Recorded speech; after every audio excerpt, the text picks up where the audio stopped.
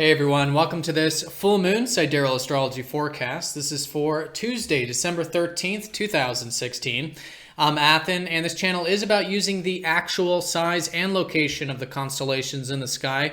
If you are new to the channel, be sure to check out the link down below because the signs are different. All right, so a full moon here today in Taurus, a culminating time of our resourceful side. That's essentially what Taurus is all about. It's the bull. It's taking things nice and slow and accessing those inner resources of ours. So during a full moon, it is a time of awareness. I think these inner resources and outer resources are coming to the forefront. And it's a great time to do the status check, see how things are going. Are we resourceful? Are we grounded? Are we grateful? Are we connected to Earth and everything that she does provide? You know, this is what Taurus is all about. Very earthy, very grounded, very stable, accessing our stability and enjoying things, being grateful for what we have, stopping to smell the roses. It's really a good time for this. Now, on the most fundamental level, this is really accessing our inner resources, which you can think of as our natural gifts and our natural abilities.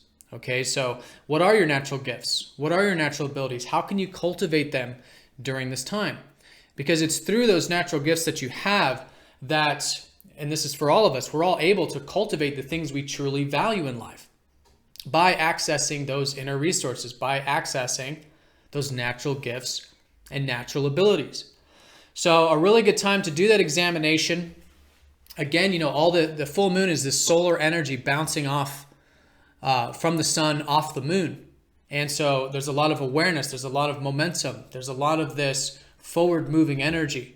And so it's about applying it, right? If it was a new moon, it'd be more like reflecting on it, planting some seeds. But this is about literally applying and putting forward our resourceful side, our grounded side, our gratitude, stopping to smell the roses, connecting to our senses, you know, maybe enjoying things a bit in the luxurious side of life. You know, the good meal, hot bath. You know, the moon is exalted in Taurus, loves to be here. It's very comfortable for our emotions to be rooted in this earth sign.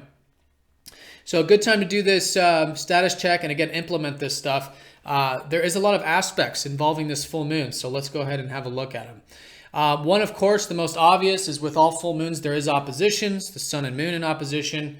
But in this case, we've had Saturn very close to the sun. So we have Saturn opposite this full moon. So this particular one is, I think, a lot about balance. And I think it's very important to have balance with this full moon, particularly with our responsibilities in life, okay? And maybe bringing in a bit of that responsible approach. Not too much to the extreme either. That's the whole, point of the balance. We don't want to just go into the responsibilities. We don't want to just go into the seriousness, which is right now very deep. You know, this is all in Ophiuchus, which is more about the watery transformation, the depth that's been really being brought to the surface, which is important, and I'll talk more about that here in just a minute. But with Saturn, not getting too caught up into the density, into the seriousness, and into too much of the responsibility. A little bit of it is great. It's still a great time to do that transformation, to do that healing, to do that acceptance, but with balance and moderation. And that's really what this whole opposition is about in the sky, this Ophiuchus and Taurus opposition. It's about the fact that in order to heal and transform, we do have to be rooted and grounded in earth, right? And vice versa. In order to enjoy the sensual things in life, the material life, we do have to connect to what truly matters. So balance, particularly I think with the responsibilities there, but also in terms of, a bit of easygoingness, a bit of enjoyment on the material side, and a little bit of the transformation, a little bit of the healing and acceptance. And that's really what the sun in Ophiuchus has been showing us, is how to do this healing work. And it's transforming. In fact, the sun is going over the galactic center over these next couple days. And so there is a shift. And I think going into the weekend, I believe it is, the sun's going to be going into Sagittarius, and there is this more expansive worldview. We're going to be seeing possibilities. It's a bit like a breath of fresh air. Another way of looking at it is it's like the butterfly in the cocoon. We're in the cocoon phase still. And there's about to be this beautiful expansion, open-mindedness, a bit of adventurousness, which our mind has already been there because of Mercury, but the sun is our most fundamental being. So anyways, still a good time to do the inner healing, to face some fears, accept some fears, accept some vulnerabilities that we have, accessing our vulnerable side, and also our weaknesses, these things we've brushed under the rug, that we've hidden away, and now it's the time to do the acceptance, to accept them. And that's the redemption of Ophiuchus that can be very healing and very rejuvenating as a result. While, of course, still staying grounded in earth, but a little bit of both. The earth and the water. The spiritual and the physical. All right. So very important there with the opposition up to Saturn. There is a grand trine. In fact, this full moon is a kite formation. As you can see here, the grand trine with the opposition forming the sextiles. So a nice kite. And the grand trine side of this is particularly with maybe there's a bit of inspiration right now. If you're feeling it, maybe even if it's just a little bit, utilize it. These are easy aspects. We can sit back during easy aspects and not do anything, but with a full moon, I think it's a great time to move things forward. All right, whatever it might be, do check your weekly to see which house this is for you. But with Jupiter, a bit of inspiration, a bit of open-mindedness, a bit of adventurousness. Great time to access that. With Mars, it's a bit of motivation, a bit of confidence, maybe even, in action, moving things forward, maybe in this new progressive way, which has been about accessing who we truly are and expressing who we truly are, which has been Mars shifting into Aquarius and getting things done in a bit more of an innovative way, thinking outside the box, right? All of this kind of stuff. But in either case with Mars, there can be energy, there can be motivation, there can be a bit of momentum. All right, so very nice there with the grand trine.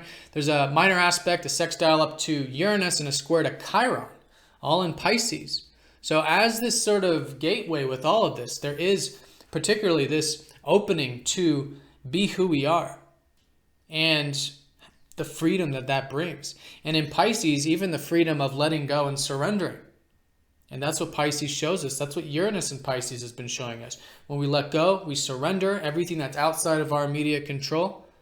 It frees us up. It liberates us. All right. So although not major with this full moon, certainly an opening to do that, to have more freedom in our life, to make change in our life. So there is more peace and tranquility. And there's freedom in that. And also the freedom of being who we truly are, or just who we are in the most fundamental sense. Chiron, the square here means that, yes, just like the Ophiuchus energy, Chiron does rule Ophiuchus. There is this opportunity, but I think a bit more on the challenge to dive deep, to accept these wounds. If you're feeling the wounds, if you're feeling the vulnerabilities, if you're feeling the weaknesses, this is all very natural right now. It's all part of this rejuvenation process, this transformation, this healing, which is certainly available during the full moon. And that's what we want to do with the square. We want to initiate that. It may be uncomfortable, but we want to initiate that and move that energy forward there.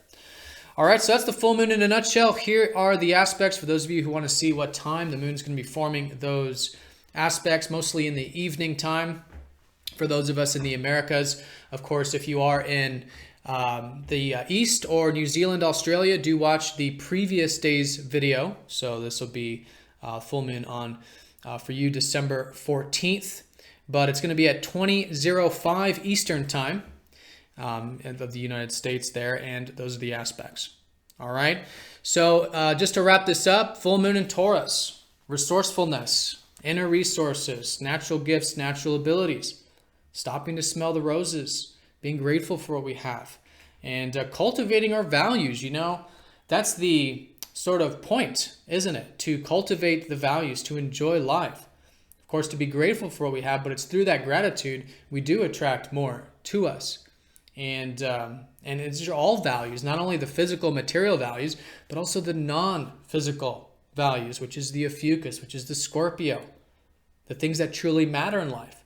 But it might have to do with initiating some responsibilities, taking a serious but not too serious approach to that healing and transformation. And with the square to Chiron, that can be very rejuvenating.